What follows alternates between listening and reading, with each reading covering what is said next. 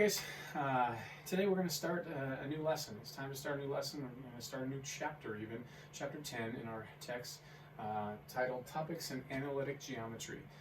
A lot of what we're going to cover in this chapter is around the topic of conic sections. If you were to take a cone and you were to slice it, depending on how you slice it, we have a number of different shapes showing up. And one of those shapes are two intersecting lines.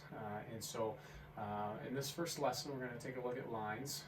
Some of this stuff will be, I'm sure, a review, but others, much of this is going to be new to you today as well. So let's get after it. All right. So lesson 10.1 is all about lines. Here's going to be our objectives, the things that we need to touch on today in this lesson. First one, to be able to find the inclination of a line. Okay. And then, so that's obviously going to be somewhat new. I think you probably have a little bit of an idea when you see that word inclination and the root incline. Just measure of an angle of a line, pretty much. Then to be able to find the angle between two lines. And then lastly, to find the distance between a point and a line. Okay, so those are our three objectives. And so let's start with the inclination of a line. Okay, so it says, in the past when we've worked with lines, linear equations, they've been in the form y equals mx plus b. And this is a non-vertical line that has a slope m and a y-intercept b. Vertical lines cannot be written in that form. That's why they have their own special form, x equals, for vertical lines. It says here, the slope of a line is described as a rate of change in y with respect to x. Right? You were taught in great lengths to calculate slope is the change in y's over the change in x's. However, in this section, we're going to take a look at slope of a line in terms of the angle of inclination. So it says every non-horizontal line must intersect the x-axis. I think if you take a moment to think about that, you would agree. Okay, the only type of line that won't will be a horizontal line. The angle formed by such an intersection determines the inclination of the line. So what is an inclination? Here's the definition. Inclination of a non-horizontal line is the positive angle theta, it's got to be less than pi, measured counterclockwise from the x-axis to the line. So this is pretty typical. When we've been measuring angles, we've always measured counterclockwise from the positive x-axis. Same kind of idea. Okay, so if you look at that horizontal line, we'd say its angle of inclination is 0. Vertical line, its angle of inclination is pi over 2. All right, an acute angle is going to be an angle of inclination that is less than pi over 2, and an obtuse angle will have an angle of inclination greater than pi over 2. All right, so then they start, and they pretty much just tell us in this lesson how to find the measure of the inclination. It says the inclination of a line is related to its slope in the following manner. Slope is tangent theta. Slope is, in other words, tangent of the angle of inclination. Thus, if you have the slope and you want to find the angle of inclination, we would need to do a tangent inverse to remove tangent. Okay, now where does this come from? Let me hop on over here to a picture. This would be helpful, I think, for you. Here is some line that I've drawn on the coordinate plane, and I've drawn in theta, so there would be your angle of inclination according to how it's been defined. Okay, and hopefully in this triangle here you recognize, I just grabbed 2 points on the line. I could have done this anywhere, but it made sense to do it with this point for sure and some other point on the line, and I just happened to use that point right there. Hopefully you'd agree that this delta x, this change in x, from this point to this point can be represented by delta x. And the change in y from this point to this point is delta y, and it can be represented right here. Well, there's this nice little right triangle that has been constructed. Okay, first off, before I get into that right triangle, the slope, hopefully you would agree, can be thought of as the slope of that line, that is, delta y over delta x. Change in the y's divided by changes in x. Okay, now into this right triangle here, there's a way to relate theta to delta y and delta x, specifically with the tangent ratio, right? Because in relation to theta, I have the opposite as delta y, I have the adjacent as delta x. So let's use the tangent ratio. Well, tangent then of this angle of inclination must equal, by definition of tangent, opposite over adjacent, delta y over delta x. Well, hold on, just a second ago we defined delta y over delta x as the same thing as slope.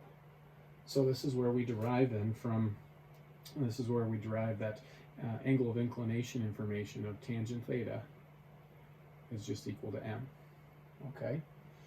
Now keep in mind, when I do a tangent inverse to solve for the angle of inclination, if I tangent inverse, if I'm going to take a tangent inverse of a negative, if my slope is negative, I'm going to get an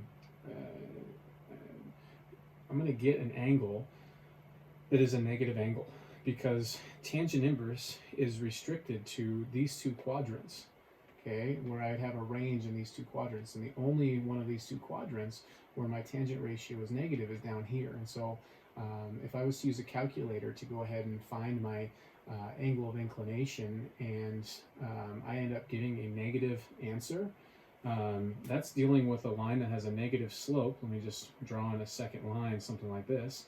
What the calculator is telling you is this angle right here, but that's not what you would want to represent. By definition, the angle of inclination was the positive angle measured from the x-axis. So this is the angle that they'd want you to represent.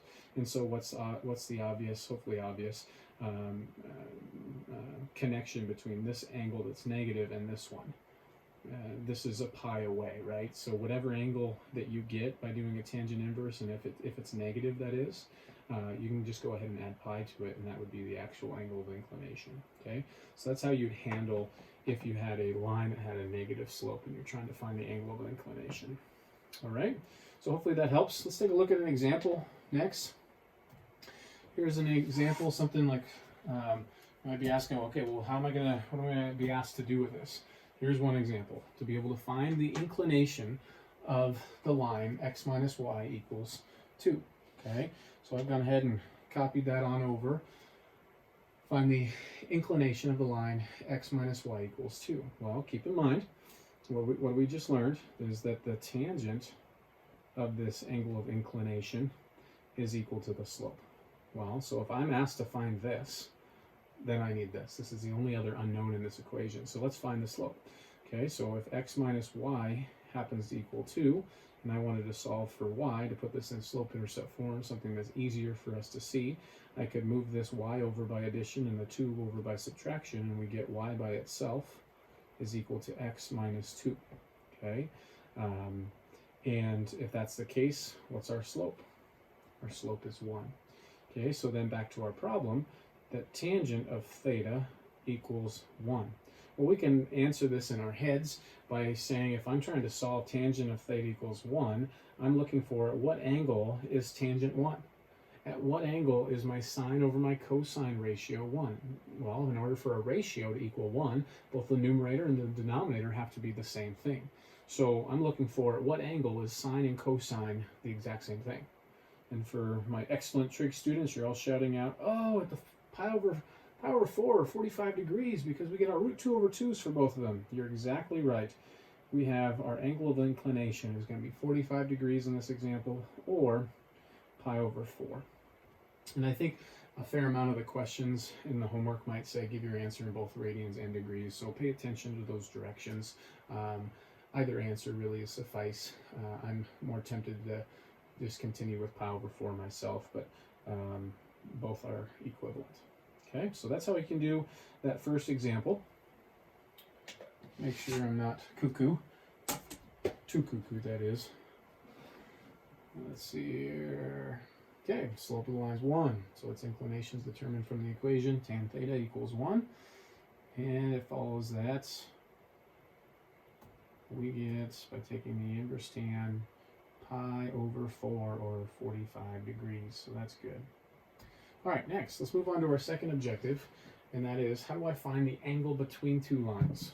Okay, so a little bit of a lead up to that. It says two distinct lines in a plane are either going to be parallel or they're intersecting. If I were to draw two lines on the board, they either are parallel or they're intersecting. You might say, well, what about perpendicular? No, perpendicular are intersecting as well. Okay, so they're either going to be parallel or they're intersecting. If they're two lines, two distinct, meaning different lines in the plane, Okay, they're either parallel or intersecting. There's no other way about it. If they intersect and are non-perpendicular, then their intersection forms two pairs of opposite angles. Okay, one pair is going to be acute and the other pair is obtuse. Again, they're throwing out the case that they're perpendicular lines. If the two lines are perpendicular, then there really is one pair of opposite angles, and those are 90-degree angles, and neither is acute, neither is obtuse. Okay, the smaller of these angles is called the angle between the two lines. So basically what we're talking about is, if I go to this picture right over here, okay, there's two intersecting lines. When I'm talking about the angle between those two lines, I'm referring to theta. Theta is the angle between those two lines. Okay, if I were to come up here to the screen, when these two lines intersect, I have this angle and I have this angle that's created. Okay, and we have two pairs. There's a pair of vertical angles, there's a pair of vertical angles, or opposite angles is what they're talking about. Okay, it's this angle or this angle, because they're the same, that we're talking about when we talk about the angle between two lines. We're always talking about the acute ones. All right, so they go ahead and they write something there that may not be something you agree with or can readily see as true. They say theta equals theta 2 minus theta 1. Let's just develop that for a second. Let me switch on over to my whiteboard. I pretty much have drawn the exact same figure right here. And so I want us to look at this little triangle that we have here. Obviously from your geometry days, you learned something called the triangle sum theorem that says all angles in this triangle have to add up to 180 degrees. Well, we know something about all of those angles, okay? So let's add them all up. Obviously theta 1 is one of those angles, right? Then, because these two are vertical angles and those are congruent by the vertical angle theorem from geometry days, theta is a part of that as well. But there's this other angle down here, this third angle, that we haven't said anything about, but we can still represent it numerically. We know that this angle right here and this angle right here, which is called an exterior angle, okay? In fact, actually, that reminds me of a second way we could do this, but we'll come back to that in a second if I remember. But these two angles together form a straight angle, right? And so to find this angle, it's just going to be the supplement of this. So that means I can say plus 180 degrees minus theta 2. All three of those, there's one angle right here, here's the second angle right there, and this angle right here, okay, have to add up to equal 180. Now, if I were to simplify this equation, the set of parentheses is not necessary. My 180 degrees will subtract out on both sides. And then if I isolated theta and solve for it, I would do so by adding my theta subscript 2 to the right and subtracting my theta subscript 1, so I get theta 2 minus theta 1. So that's what I'm learning here, is that theta is equal to theta 2 minus theta 1. Not something that's overly obvious, I don't think, but it is a very important feature. Now, what I was going to go ahead and say is, let's just take this back to another opportunity to remind you something from geometry. You should have learned about exterior angles. This is a prime example of an exterior angle. Exterior angles are formed by one side of a triangle and the extension of an adjacent side, okay? So this is considered an exterior angle. And something you learned in your geometry days is that an exterior angle is equal to the sum of the two remote interior angles, the two interior angles that are farthest away. So theta 2 is equal to the farthest away remote, okay, theta 1, and theta, remember, these two are vertical angles. So theta 2 is equal to theta 1 plus theta, and thus if I solve for theta, I get theta is equal to theta subscript 2 minus theta subscript 1, the exact same connection that we had there. Okay, so either one of those is a quick little proof to explain why theta, and again, why are we going into this? Theta is the angle that's between our two lines. What's another name for theta 1, theta 2? Theta 1 and theta 2 are the angles of inclination of the two lines. So what is one big takeaway out of this? Is if I want to find the angle between two lines, it equals the angle of the difference in the angle of inclinations of the two. Now it's important, because this angle between needs to be a positive angle, that we take the bigger of the two angle of inclinations minus the smaller of the two angle of inclinations. Okay? Now, on the next slide that I'm going to show you, they're actually going to develop this a little bit further. They're going to say, well, let's take the tangent of both sides here. And the reason for doing that is we learned something about the tangent of our angle of inclination on one of the previous slides. Now, remember, tangent of the angle of inclination is the same thing as slope. So if I took the tangent of both sides,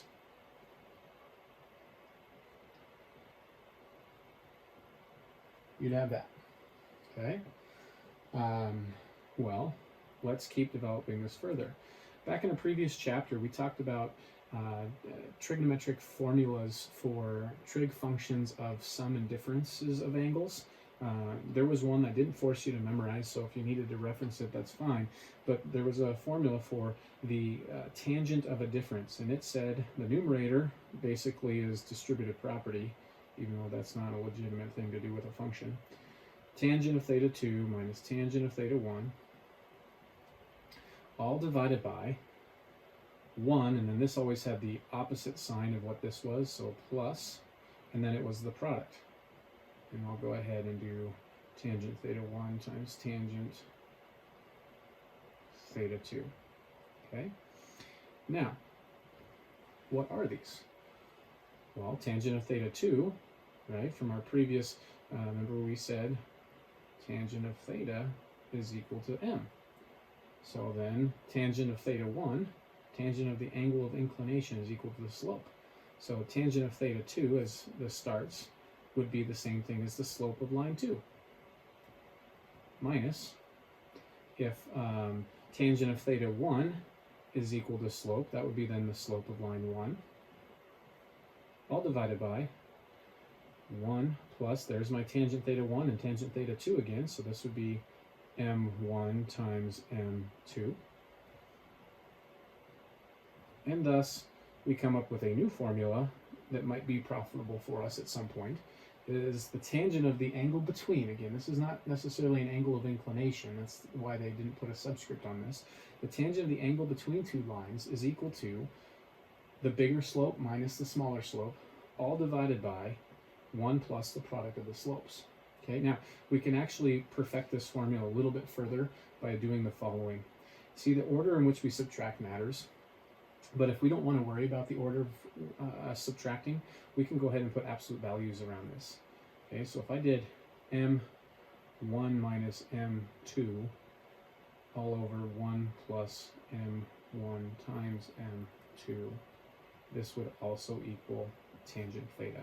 Because what this is going to do is, I now don't have to worry with this formula. I don't have to worry about which line is my line 1 and which one's my line 2. Okay, because the absolute value being in here is going to force basically us to have done the bigger minus the smaller. These two formulas, the only thing different about them is the order of subtraction right here, and this is just going to force our hand to get a positive value there, which basically is forcing us to have the line that has the greater slope be listed first. Okay, so this is the formula they're going to develop on the next slide, and I just wanted you to see where it came from. It's pretty easy and quick to derive. All right, so put it into summary. The tangent of the angle between is equal to the absolute value of the difference in their slopes divided by 1 plus the product in their slopes. Okay, all right, let me switch back over here, make sure I didn't goof. All right, so this is where they developed again that theta is equal to theta 2 minus theta 1, just like we did. And then it says we took the tangent of both sides, you get the following. It says to obtain the formula for the angle between two lines. So tangent of the angle between is equal to this formula, which they fully derive right here. Okay, if two non-perpendicular lines have slopes m1 and m2, the angle between the two lines is as follows. Okay. And again, they say m2 minus m1. I know I just had m1 minus m2, but again, that's not going to matter because the order of subtraction does matter, but when I take that absolute value, it's going to force it to be a positive there. So, okay. All right, let's take a look, I think, at an example of this before moving on. Okay, so here's a new example. Find the angle between the two lines. Okay, line 1, 2x minus y equals 4. Excuse me, not equals 4, minus 4 equals 0. In line 2, 3x plus 4y minus 12 equals 0. Okay, all right, I've got those copied down on the whiteboard here. So let's go ahead and do this. Again, highly encourage you to give this a shot on your own, pause the video, and check after hitting play to see did you do it right. All right, so what we just learned for the finding the angle between, let me just write this down here, is that the tangent of the angle between is equal to the absolute value of the difference in their slopes divided by 1 plus the product in their slopes. So it looks like to find the angle between, I need to find the slopes of the two lines. Okay, that's the only stuff that I would need other than our unknown theta that they're asking us for. So it probably is more helpful to go ahead and rewrite these in terms of slope-intercept form. Y equals, so I'll just add the y over and you get y by itself, so 2x minus 4. So the slope of line 1 is 2. Okay. Similarly over here, except with an extra step, I need to get 4y by itself. So I'm going to move everything else on over. So I get 4y equals negative 3x plus 12. And then I need to divide both sides by 4. Y equals negative 3/4 x plus 3. Okay. Thus the slope of line 2 is negative 3/4. Okay. And we said that this will work as long as these two lines are not perpendicular, and notice the relationship in their slopes. We are not perpendicular. Perpendicular slopes have opposite reciprocal relationships, and that's not what we have here. Okay, so let's go ahead and plug this in. You have tangent theta will equal the difference in their slopes. Again, it doesn't really matter which one I list first. I'm going to go ahead and use it as I have listed here with the subscripts, but I really need to just take the subtraction of these two. It's and think about this. This should make some sense. Isn't it arbitrary as to which line I say my first line is and which one is my second? When we talk about the angle between the two lines, it shouldn't matter the order in which I list the two lines. All right, so we get 2 minus negative 3/4 in the numerator divided by 1 plus the product here. 1 plus the product, so 2 times negative 3/4. And we're going to go ahead and take the absolute value of that. So 2 plus 3/4, well, 2 is 8/4. 8/4 plus 3/4 is 11/4 divided by 1 plus this product. So 2 times negative 3/4 is negative 6/4. Adding to that 4/4. 4/4 plus negative 6/4 should be negative 2/4, which I know reduces. However, it's not as convenient for me to reduce this because dividing by a fraction is the same as multiplying by the reciprocal. So this will end up equaling times by negative 4/2. Okay, and the 4's will cross reduce, and I get the absolute value excuse me, of negative 11/2, or just simply 11/2. Oops, I don't need the absolute value. Okay. So here's what I've learned. The tangent of the angle between is equal to 11/2. Thus, when the directions say find the angle between, I need to remove tangent now. So to do that, if that's the case, then theta will equal the tangent inverse of 11/2. Okay, which is approximately, this one we do need to go to our calculator on. And so here we go. I'm going to go ahead and do tangent inverse. I'm in degree mode. Let's go ahead and switch this to radians here. Actually, we'll keep it in degrees. I've already got it. We'll give both answers. 11/2. Okay, so we get 79 probably best 70 degrees, or I can just hit, remember back to our early days of trigonometry, we can convert from degrees to radians by multiplying by pi over 180. So I'm going to do just that instead of switching modes. So times pi, divide 180, and we get 1.39 radians. Okay, radians are unitless, but I'm just going to say radians.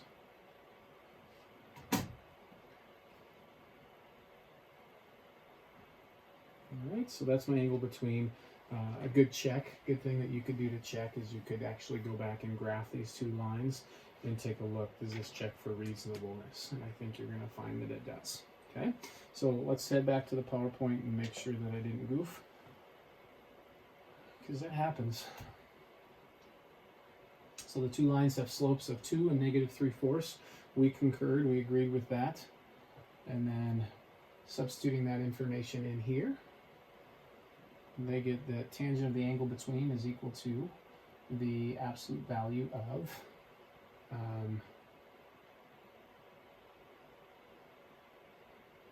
that, which is the same thing as 11/2, so we agreed on that.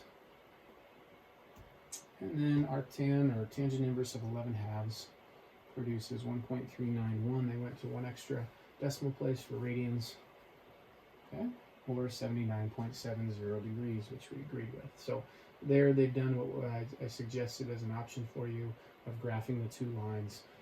Again, the angle between is the acute angle of the two vertical angles pairs, I guess, that you could say that are present anytime two lines intersect. Okay. All right, we've got one last objective to touch on today here, and that is how to find the distance between a point and a line.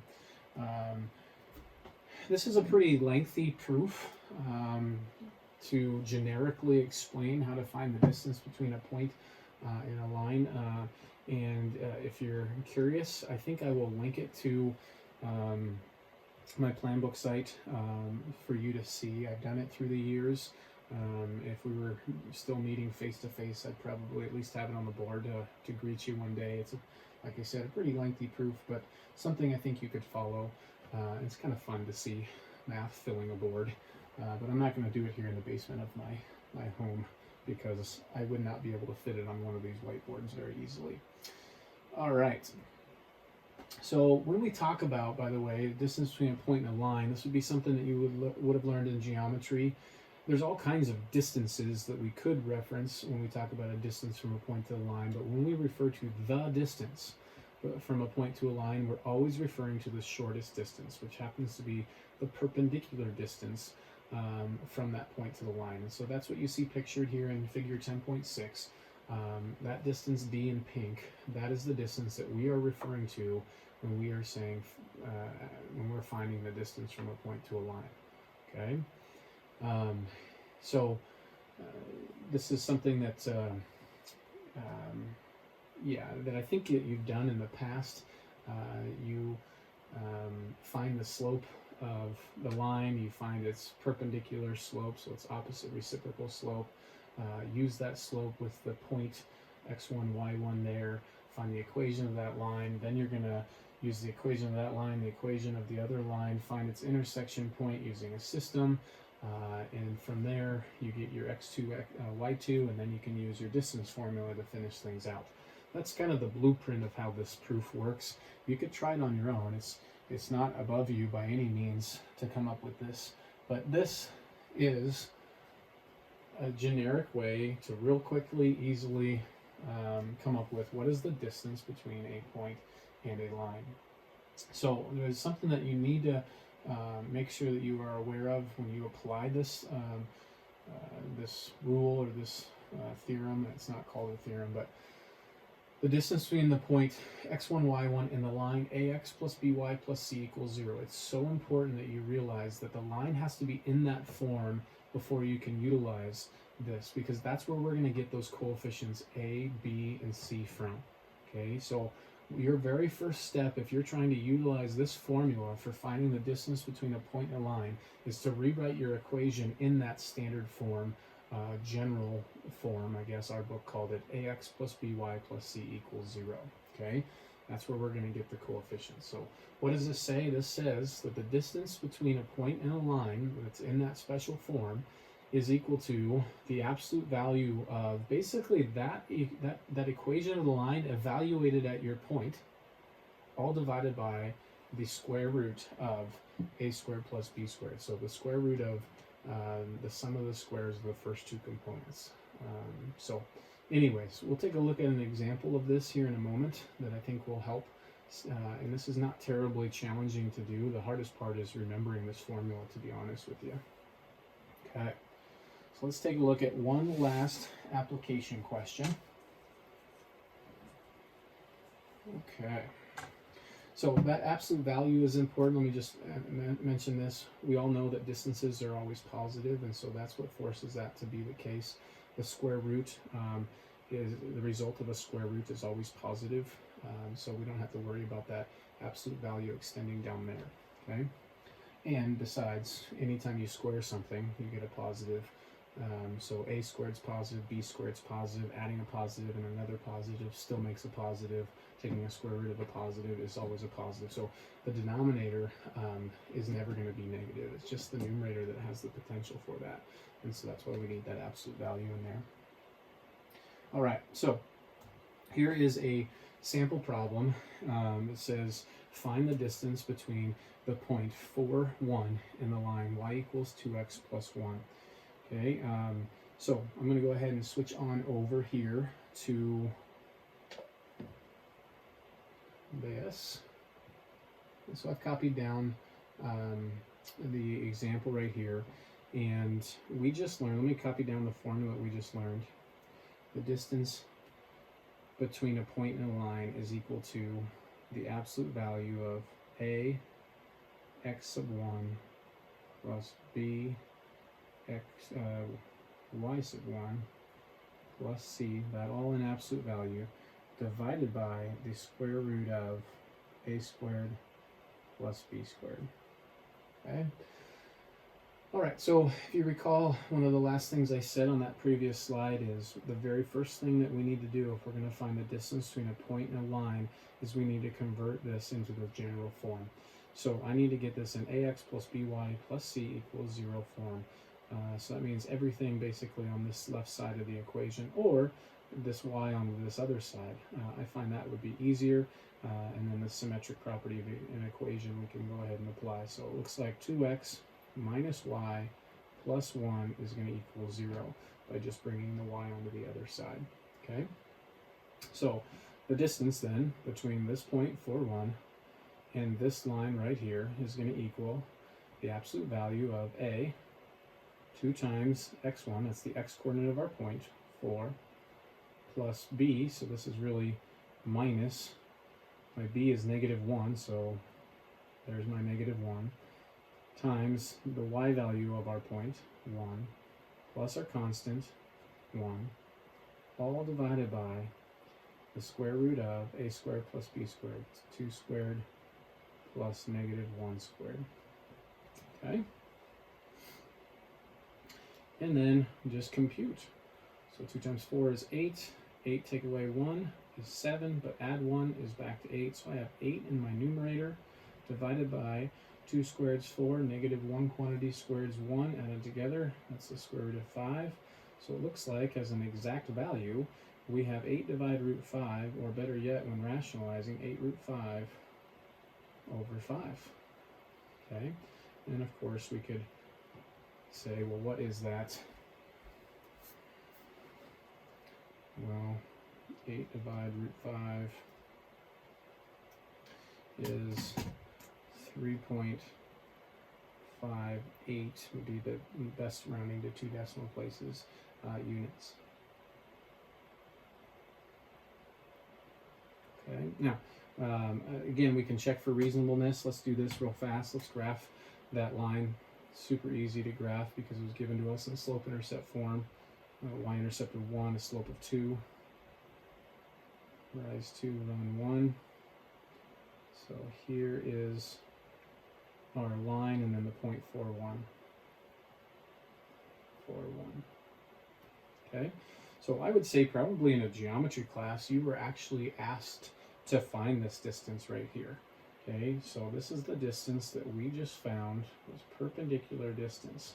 And like I said, in the kind of blueprint of coming up with this proof, what you'd want to do is, from this line, we knew that its slope is 2. So then we could find the slope of this dotted segment right here, which would be the opposite reciprocal, so negative 1/2. Then negative 1/2 with this point, we can come up with the equation of this line. The equation of this line and the equation of this line, using the system of equations, can help me find this intersection point. And once I have that intersection point, then I can do the distance formula right here. And that's essentially all of the work that we are getting to bypass by this, because this is generically doing that with an equation that is ax plus by plus c equals 0, and this is x1 comma y1. If I just did the strict algebra on what I just described on those two very generic point and line, this is what we get. Okay, so wow, that is nice. I hope you can appreciate how much time we are saving. This was done in less than a minute's time. That would be taking 5 minutes probably or more. Okay, so let's just double check that I didn't mess up on that one. We got 3.58. From my picture, I do think it seems reasonable. Okay, so they're substituting in. There's that answer of 8 divided by root 5, or approximately 3.58 units.